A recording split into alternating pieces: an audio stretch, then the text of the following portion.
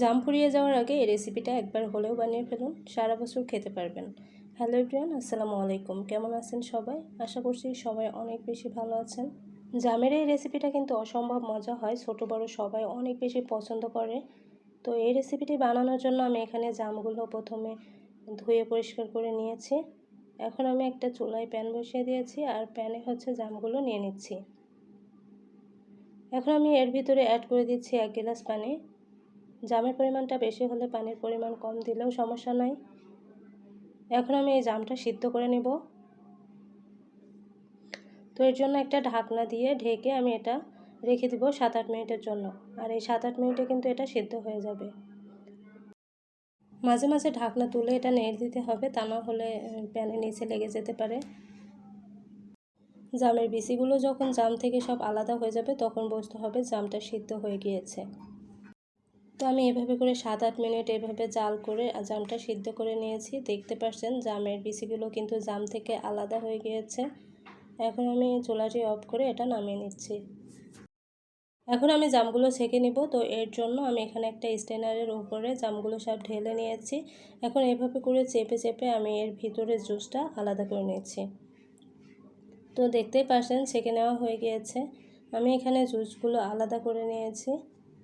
চুলার উপরে এখন আমি একটা প্যান বসিয়ে দিয়েছি আর জুসটা আমি এখানে ঢেলে নিচ্ছি। তো যে পাত্রে করে এই জুসটা ঢেলে নিতে হবে সেই একই পাত্রে করে কিন্তু এর ভিতরে চিনিটাও অ্যাড করতে হবে।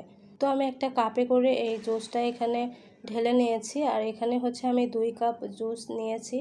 আর এখন আমি এর ভিতরে দিয়ে দিচ্ছি 1 কাপ চিনি। এখন এই চিনিটা দিয়ে খুব ভালো করে নেড়ে চিনিটা একদম গলিয়ে নিতে হবে। এই সময় কিন্তু চুলার আঁচটা একদম মিডিয়ামে রাখতে হবে আর এভাবে করে অনবরত নেড়ে নিতে হবে। এভাবে কিছুক্ষণ জাল করার পরে যখন এটা ফুটতে শুরু করবে তখন আমি এর ভিতরে অ্যাড করে দিব ভিনেগার। আর এই ভিনেগারটা দেওয়ার ফলে কিন্তু এই জেলিটা সারা বছর সংরক্ষণ করে খেতে পারবেন। আপনারা চাইলে কিন্তু এখানে ভিনেগারের পরিবর্তে লেবু রসটাও দিতে পারবেন। তো দেখতে পাচ্ছেন এটা কিন্তু ফুটে উঠেছে। এখন আমি এর ভিতরে ভিনেগার অ্যাড করে দিচ্ছি। এখানে আমি 1 চামচ ভিনেগার অ্যাড করছি। ভিনেগারটা দেওয়ার পরেও কিন্তু এটা 2-3 মিনিট এভাবে করে জাল করে নিতে হবে আর অনবরত নেড়ে নিতে হবে, তা না হলে নিচে পোড়া লেগে যেতে পারে। তো দেখতে পাচ্ছেন এর ঘনত্বটা কেমন হয়েছে। এই পর্যায়ে কিন্তু এটা নামিয়ে ফেলতে হবে। আর এই জেলিটা যখন একটু ঠান্ডা হয়ে যাবে তখন কিন্তু আরও ঘন হয়ে যাবে। তো এই অবস্থায় কিন্তু নামিয়ে ফেলতে হবে। এখন আমি এটা একটা বাটিতে নামিয়ে দেখাচ্ছি। তো দেখতে পাচ্ছেন এটা কিন্তু আমি নামিয়ে নিয়েছি। জেলিটা কিন্তু একদমই হয়ে গিয়েছে।